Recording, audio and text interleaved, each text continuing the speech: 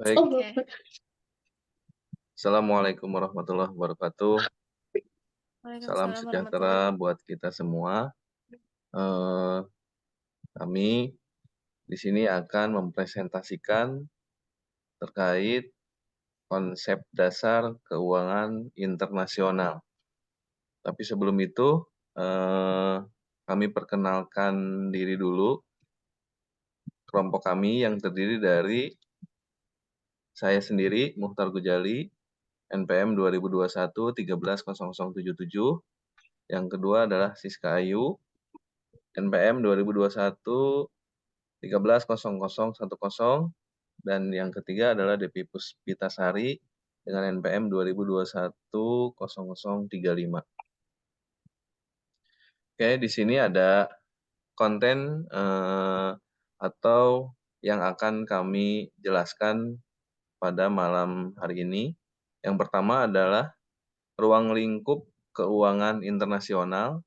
Yang kedua adalah definisi dan tujuan perusahaan multinasional corporation. Yang ketiga, kendala-kendala yang dihadapi oleh MNC. Yang keempat, teori dan metode bisnis internasional. Yang kelima, globalisasi keuangan. Yang keenam, peluang dan risiko internasional.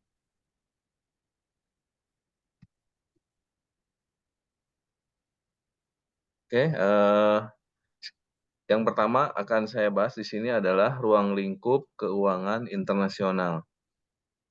Ruang lingkup internasional di sini merujuk pada semua faktor dan kondisi ekonomi yang mempengaruhi keuangan suatu negara dan hubungannya dengan negara-negara lain di dunia. Dalam hal ini seperti pasar keuangan global, kebijakan moneter, perdagangan internasional, nilai tukar mata uang, dan faktor-faktor lain yang dapat mempengaruhi arus modal dan kebijakan ekonomi suatu negara. Oke, selanjutnya akan disampaikan oleh Saudari Depi. Silakan.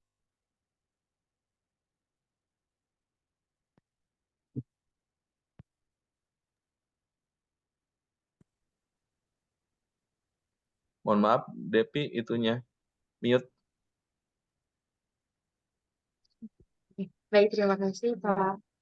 Di slide berikutnya ini ada perusahaan multinasional MNC, yang dimana itu merujuk pada perusahaan yang memiliki kegiatan bisnis dan operasi di lebih dari satu negara. MNC biasanya memiliki pusat kendali atau markas di negara asalnya dan anak perusahaan, cabang atau afiliasi di berbagai negara lain. Aktivasi bisnis MNC ini juga melibatkan dari produksi, contohnya penjualan atau pemasaran produk atau layanan di tingkat internasional. Boleh dilanjut.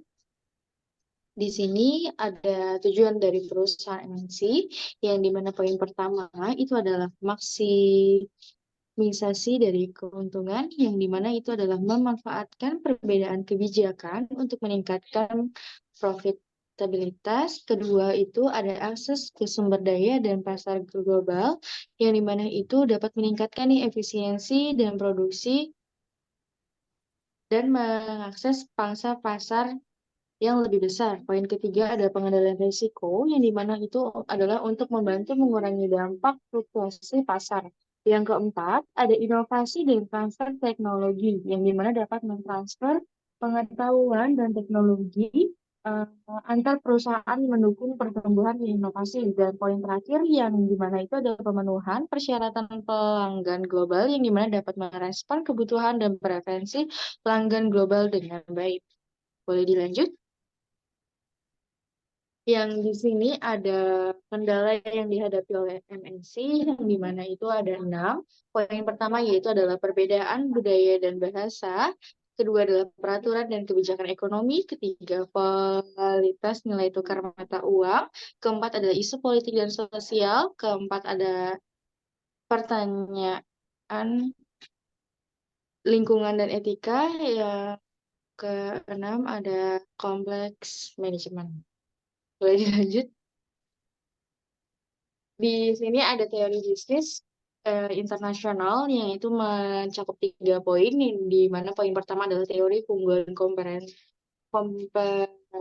yang di mana itu saling memanfaatkan untuk keunggulan relatifnya nih, dan negara juga bisa meningkatkan efisiensi produksi dan meningkatkan kesejahteraan. Untuk poin kedua, ini ada teori pasar tidak sempurna, yang dimana untuk model ini itu juga menekankan nih bahwa untuk keuntungan dari perusahaan itu tidak selalu didorong oleh efisiensi, tetapi juga bisa kekuatan pasar dan strategisnya. Poin terakhir itu adalah teori siklus produk, yang dimana itu menyatakan bahwa untuk produk ini melalui siklus hidup tertentu yang melibatkan inovasi, pertumbuhan matang, dan penurunan. Untuk selanjutnya akan dibacakan oleh Kak Siska. Baik, terima kasih Devi. Untuk selanjutnya, metode bisnis internasional yang pertama, ekspor dan impor. Penjualan barang dan jasa yang melalui perbatasan nasional. Yang kedua, lisensi dan franchising, yaitu menciptakan perjanjian perusahaan memperbolehkan pihak lain menggunakan merek dagang atau teknologi. Yang ketiga, ada investasi langsung asing atau FDI, memiliki atau mengendalikan aset di negara asing. Yang keempat, ada aliansi strategis, yaitu bentuk kerjasama antara perusahaan dari berbagai negara demi untuk mencapai tujuan bersama. Boleh dilanjut? Globalisasi keuangan adalah di mana kegiatan keuangan yang berkaitan dengan investasi, perdagangan saham, perbankan, dan pertukaran mata uang asing yang menjadi semakin terintegrasi secara global. Globalisasi ini juga bisa memberikan peluang diversifikasi dan akses ke sumber daya finansial global, tetapi juga bisa meningkatkan risiko dan akibat dari volatilitas global. Next. Peluang internasional. Di sini ada 3. Yang pertama ada akses ke pasar baru, yaitu perluasan ke pasar internasional membuka peluang untuk pertumbuhan penjualan dan pangsa pasar baru. Yang kedua ada efisiensi produk, yaitu memanfaatkan keunggulan komparatif atau biaya produksi yang lebih rendah di negara lain. Yang ketiga, inovasi dan teknologi, yaitu mengakses inovasi dan teknologi baru yang mungkin tidak tersedia di negara asal. Next. Risiko internasional. Di sini ada 4. Yang pertama ada fluktuasi mata uang, yaitu perubahan nilai tukar mata uang dapat mempengaruhi biaya dan pendapatan perusahaan. Yang kedua, perubahan kebijakan pemerintah, yaitu perubahan dalam kebijakan perdagangan, pajak, atau regulasi pemerintah dapat memiliki dampak signifikan. Yang ketiga, isu dan budaya. Perbedaan dalam sistem hukum, budaya, dan norma sosial dapat menimbulkan tantangan operasional. Yang keempat, krisis politik dan ekonomi, yaitu ketidakstabilan politik atau krisis ekonomi di negara tempat beroperasi dapat menimbulkan risiko signifikan. Sekian presentasi dari kelompok kami, kurang lebihnya mohon maaf. Assalamualaikum warahmatullahi wabarakatuh. Waalaikumsalam warahmatullahi wabarakatuh.